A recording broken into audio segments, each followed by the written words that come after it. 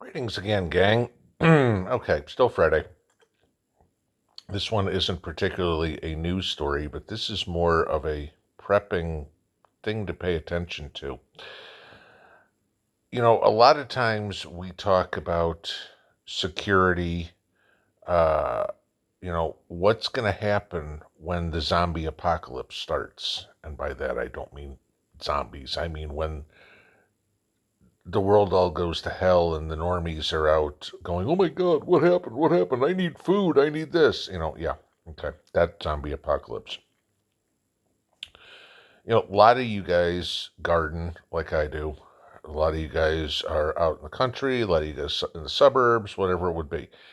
And we all know that there's stuff that we just can't hide. Okay. You're not going to be able to hide your gardens. Okay. You're not going to be able to hide the fact that your car moved. You know, I mean, if your car moved, that means obviously you have gasoline or whatever it is. It's going to be very difficult to hide uh, noise from a generator or smell from a campfire that you're cooking over or whatever it is. So we all know we're going to have to deal with outsiders coming in and with their hand out going, I want some. Okay. Now, what's going on is a two-way street. Now, this kind of leads into what's something that's actually going on in the world. But I want you to think about this from both sides of the fence, all right? Not only from a defensive posture, but also if you are on an offensive mission, okay? Remember, whatever happens in regards to a civil war, revolutionary war, invasion by a foreign force, whatever it would be, it's not going to be like the original Revolutionary War where two sides are going to stand on opposite sides of a field and go ready, aim, fire, and shoot. Okay. It's not going to be like a conventional war where, tanks are going to roll down the street and you're going to have tank battles or something like that. This is going to be much more like a Vietnam, like in Iraq. It's going to be urban warfare, street to street to street to street. Look at what's going on in Ukraine right now. And just kind of picture that as what the future could hold here. All right.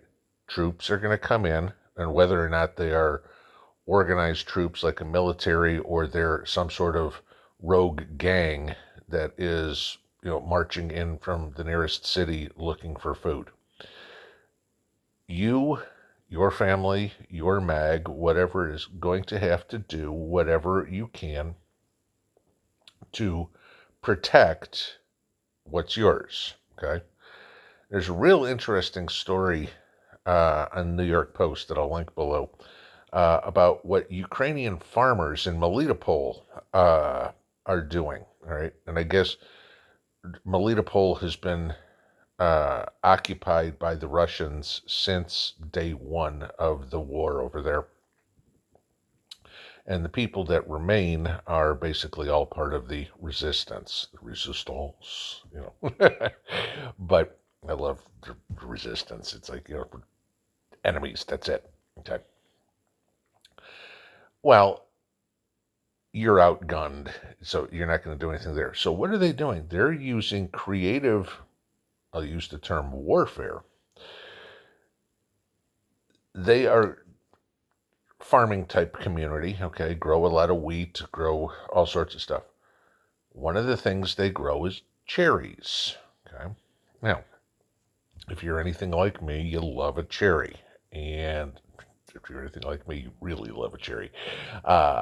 But one thing you will find down in Ukraine, everything southern Russia, uh, they people love their sweet cherries. Okay, so what you had happen was a bunch of the Russian troops went in.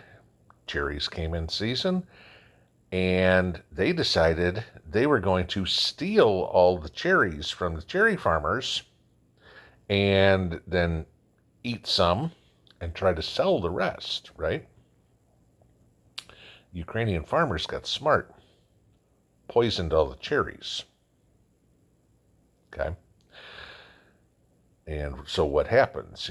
Now the troops all got sick. The cherries that they are trying to sell are very much worthless. Uh, and so it wound up a good defense. Now, think about the same thing in your own personal protection. Okay.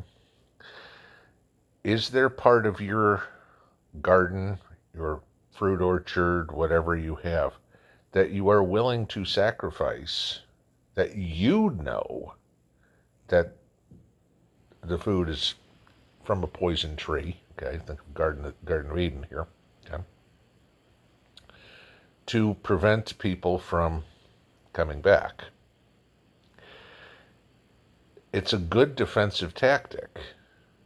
Now, on the other side of it, we talk about foraging for food, whatever, looking around. And I mean, a lot of questions always come up. I remember, God, this goes back a year and a half when Angry Prepper interviewed me.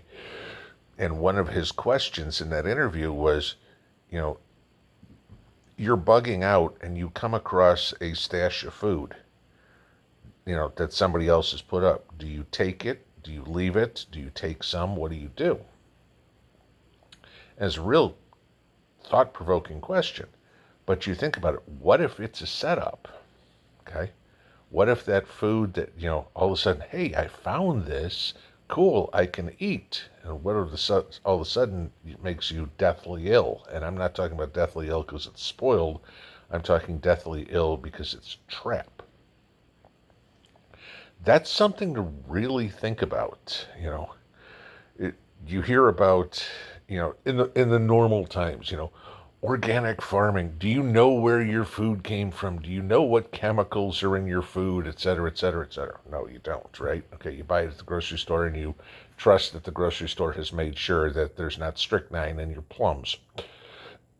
That's not going to be the truth in an SHTF situation. So be very, very careful in where you get your food from and who you get your food from in an SHTF situation. Because remember, it's not going to take much to piss people off. And if somebody is even the slightest bit upset with you, it doesn't take much to put something in a plum, a peach, cucumber, a tomato, whatever it is. That's real simple. Y'all probably have syringes for medical procedures in your kit.